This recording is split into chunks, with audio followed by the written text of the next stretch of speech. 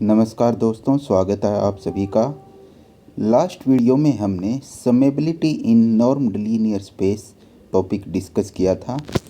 आज के इस वीडियो में हम डिस्कस करने वाले हैं कंटिन्यूटी इन नॉर्म्ड लीनियर स्पेस के बारे में।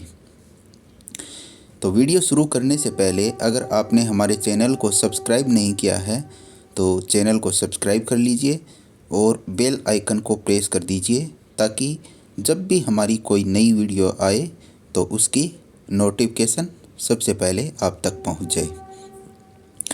तो आइए अब वीडियो की शुरुआत करते हैं। If n and m be two normed linear spaces, then a function f from n to m is continuous at x naught belongs to n if and only if for all epsilon greater than 0 there exists a del greater than 0 such that length of x minus x naught is less than delta implies length of fx minus fx naught is less than epsilon। तो ये definition क्या कह रही है कि अपने पास दो नॉर्म्ड linear space है। मान लेते हैं ये n है और ये m है। इन पे एक फंक्शन डिफाइन है f। अब इस n का कोई एलिमेंट x है, उसकी जो f इमेज है m में वो है fx। ओके, इसी प्रकार मैं इसका कोई पर्टिकुलर एलिमेंट लेता हूँ x नोट, उसकी इमेज है fx नोट जो m से बिलोंग कर रही है।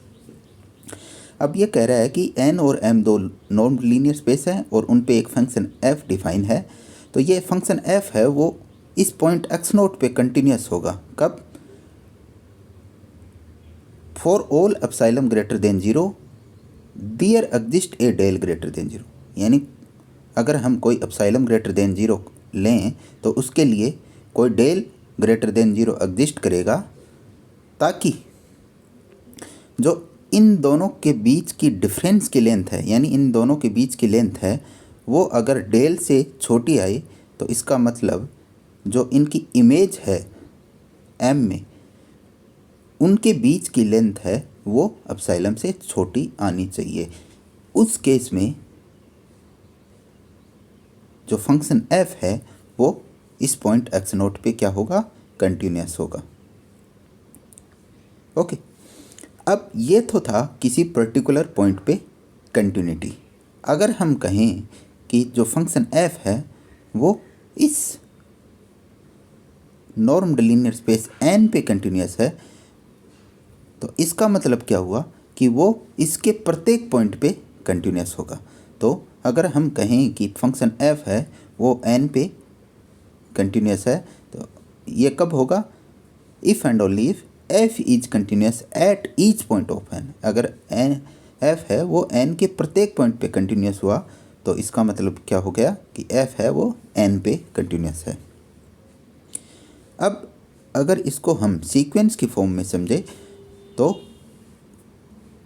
इसकी डेफिनेशन, कंटिन्यूटी की डेफिनेशन क्या होगी? इसकी डेफिनेशन हो जाएगी कि जो फंक्शन f है जो कि n से m पे डिफाइन है वो कंटिन्यूस होगा किसी पॉइंट n की किसी पॉइंट x नोट पे, if and only if for all sequence xn in n converging to x naught belongs to n the sequence fxn in m converges to fx naught belongs to m। That is, if and only if xn tends to x naught, this implies fxn tends to fx naught। इसका कहने का मतलब ये हुआ कि वही है, अपने पास दो नॉर्म्ड लीनियर स्पेस हैं n और m। इसमें कोई सीक्वेंस है, मान लेते हैं कोई भी सीक्वेंस है, इन जनरल हम सीक्वेंस लेते हैं xn, और इसमें कोई पॉइंट है x नोट। इसकी f इमेज है, ये यहाँ पे इस पे फंक्शन f है, और इसकी जो f इमेज है x नोट की वो है fx नोट। इसी प्रकार जो अपने सीक्वेंस ली है उसकी जो f इमेज है वो है fxn, उसके करस्पॉन्डिंग जो सीक्वेंस बन रही है वो fxn है। तो अगर जो हमने n में कोई भी सीक्वेंस एक्शन ली है वो अगर एक्स नोट पे कन्वर्ज कर रही है तो जो सीक्वेंस एक्शन की जो एफ इमेज है एफ एक्शन, इससे जो सीक्वेंस बन रही है वो एफ एक्स नोट पे अगर कन्वर्ज करेगी तो उस केस में जो फंक्शन एफ है वो एक्स नोट पे कंटिन्यूस होगा। ओके, इस यानी कि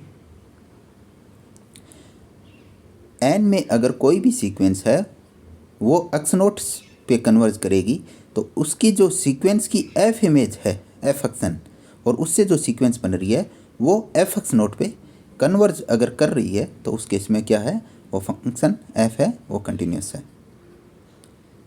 ओके, अगर हम 3 नॉर्म्ड लीनियर स्पेस ले उस केस में क्या होगा, तो in case of 3 topological spaces x, y, z, the continuous function f from product of x and y into z is jointly continuous in x and y if f xy is equal to z. In other words, f xn comma yn tends to f x comma y whenever xn tends to x, yn tends to y as n tending to infinity. यानी अगर अपने पास 3 topological space या 3 नॉर्म्ड linear space given हो और उन पे कोई function f इस प्रकार से डिफाइन हो कि फंक्शन f है वो किस प्रकार से डिफाइन है, product of x comma y, x and y into z. जो फंक्शन f है वो इस तरीके से डिफाइन है। अब product of x and y क्या देगा हमने को, ये इस फॉर्म में देंगे x कोमा वाई, इसके जो मान यानी ये पेयर बनाएंगे जिसमें पहला एलिमेंट इस नॉर्म्ड लीनियर स्पेस x से आएगा और दूसरा एलिमेंट इस नॉर्म्ड लीनियर स्पेस y से आएगा। तो ये जो फंक्शन f है वो x एंड y पे कंटिन्यूस होगा कब, अगर f x y है वो z के इक्वल आ जाए और यहाँ पे जो स्मॉल z है वो इस normal linear space capital Z से बिलोंग कर रहा है। या इसको दूसरे शब्दों में कहें तो इसको कह सकते हैं कि जो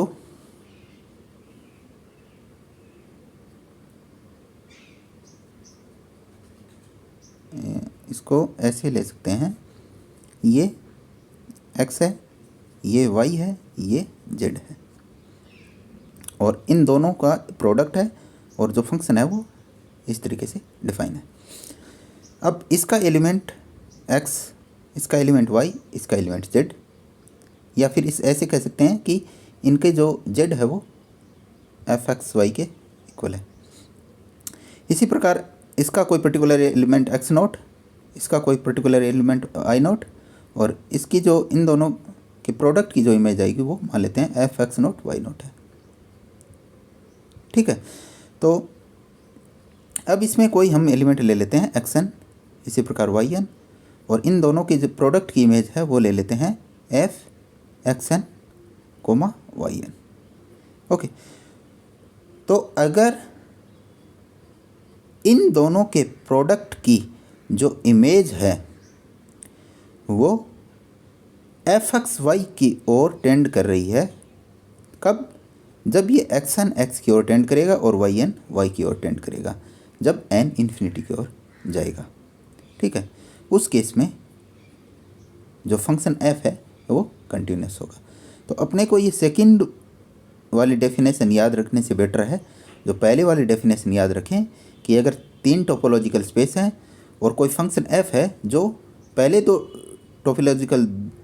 दो जो टोपोलॉजिकल स्पेस हैं उनके प्रोडक्ट से तीसरे टोपोलॉजिकल स्पेस पे डिफाइन है, तो वो x को एंड y पे कंटिन्यूस होगा कब, जब एफ एक्स वाई क्या आ गया, z के इक्वल आ जाएगा।